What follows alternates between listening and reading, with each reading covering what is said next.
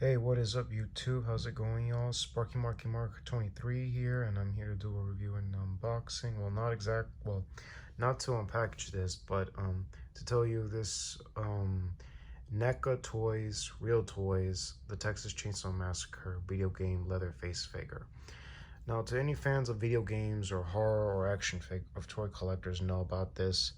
This cover looks familiar to you all fans out there, including young bucks of the generations would be familiar with the game, of course, and as well as any other Ataris, of course, familiar with it. Look at that. This is how the video game looks like, and as well as the Halloween game, but we'll get to that very soon.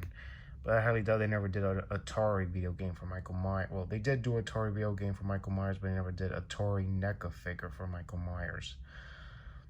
And it is kind of different as opposed to, it has some love and hate, but it is a good collectible Atari game. But there is something up with the cover. Well, the cover art, yes. Well, the cover art's cool, everything, except that. A guy with a gun. Say what? They should have put a black guy with a wrench tool throwing at Leatherface. Since in the ending we do see a weapon, the only weapon you see that one of the characters, the black guy who drives a black Maria truck, throws a wrench at Leatherface. That's the only thing we see. That's the only weapon he used that to defend himself. Yeah, but instead they put an extra space there. Let's put a guy with the gun. It's ridiculous to see that. There's no guy with a gun in the game, not even in the movie, the first movie, and let's just leave it like that. But all in all, it's a good one. I mean, I've never played the game since it is kind of rare. Maybe I'll get it on the other editions. Who knows? But let's take a look at the figure. But let's see the aspects of the box. Texas Chainsaw Massacre. Make sure all you can read that.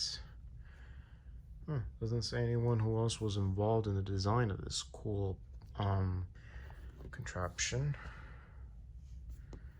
Okay, this is what you're gonna see.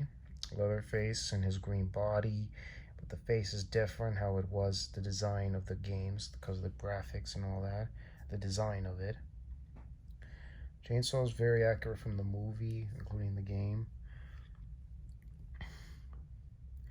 Put aside your childish pastimes. Stop eating dots and chasing ghosts.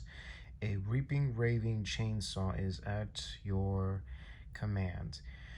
As you wear the leather face mask of a madman, your victims come face to face with the living nightmare as you wield the ultimate weapon, an unrelentless chainsaw. Let your most wicked fantasies come wild.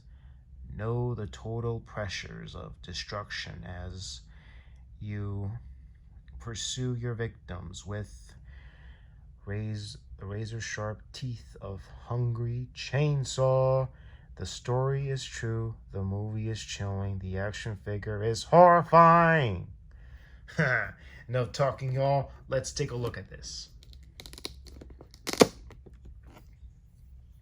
Texas Chainsaw Massacre. And here it is. There's the fuel, which is indicating that when you're playing the game, you're going to have fuel enough to chase your victims. And the saw, it may be running out. So here is Leatherface. Look down. Ooh, you got to reach 1,000 points. Here's the chainsaw. Take a look at this angle. Very good, very cool. Or just leave it in this angle. Very cool, very cool. I got this at a Toys R Us near Dayland Mall years ago. Well, not many years ago. It was like maybe 3 years ago. And wow. Give a shout out for Pizowell. I really liked it. I enjoyed it. I haven't played the game. I've seen the films. Cool franchise. And I wonder, if they have the new Atari Classic Editions like they did with the NES, yes, they did.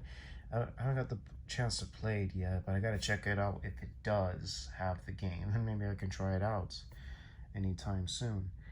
But anyways, this is a good Neca figure, very cool. Every detail was done the way how it is in the game. And even though, again, the graphics and the digitals of the technology era of the 80s, again, it was the early 80s, and video games got way crazier. And Atari was born in the 70s, still continued on in the early mid 80s, and so on. All in all, it is a great, great figure to collect amongst collectors out there. For all you fans of toy collecting, get your hands on one of these. Horror fans, hell yeah. And collectors out there. And give a shout out to Pizowell. I may leave some in-depth other video reviews taking the figure out of the package. But to me, I'm a little bit of what's the word for it? I'm not willing to open this and close it. It's a good package, and I don't want to mess it up. So leave me down in the comment section what you think of the figure, and what do you think, if anybody who grew up in the 80s or anybody born in the 70s played the game or got introduced to it through family or friends or family friends, or anyone in the family introduced you to the game or the movies. Let me know in the comment section down below. And of course, give you more info, of course, the Friday the 13th Vengeance DVD and Blu-ray campaign is still going on. If you heard me on that video the other day for the Never Hike Alone, yeah, I thought it was closed, but it turns out they're still on demand for more funds or something like that. So better get your hands on a copy of Friday the 13th Vengeance, DVD or Blu-ray or VHS or the bundles. They're still going on sale. They're still selling, and the campaign is still on. So go get it now. I'll leave you the link in the description box down below. Still more timing, I believe, for the Robert Englund documentary, as well as the Jason Goes to Hell, the Heart of Darkness documentary, and such. Wow, that's a lot of full. So link will be in the description box down below, and I'll leave you some other links to some collectors taking the figure out of this, but I'm not opening it. So leave it like that. One more look before signing off.